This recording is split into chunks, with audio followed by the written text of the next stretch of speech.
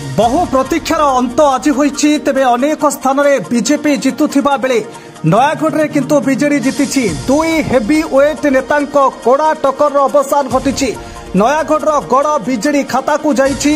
BJD प्रार्थी Arun Sahu BJP प्रार्थी प्रत्युषा राजश्री सिंह जीति। तेबे अरुण सर्वमोट 8,474 भोट पाइथिबा बेले बीजेपी प्रार्थी 8,174 खंड भोट पाई। तेबे बीजेपी प्रार्थी प्रत्युषा 400 भोट जीति अरुण। तेबे यही चांचल्यकर खबर आपण देखुछंती ओडिशा न्यूज 5 रे जहाँ वर्तमान से बड़ खबर बहु प्रतीक्षार अंत आज होईछि।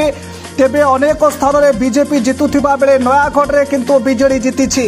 दुई हेवीवेट नेता कड़ा टक्कर अवसान घटी नयागढ़ गड़ बीजेडी खाता को जाइछि। बीजेडी प्रार्थी अरुण साहू बीजेपी प्रार्थी प्रत्युषा राजेश्वरी सिंह जीति।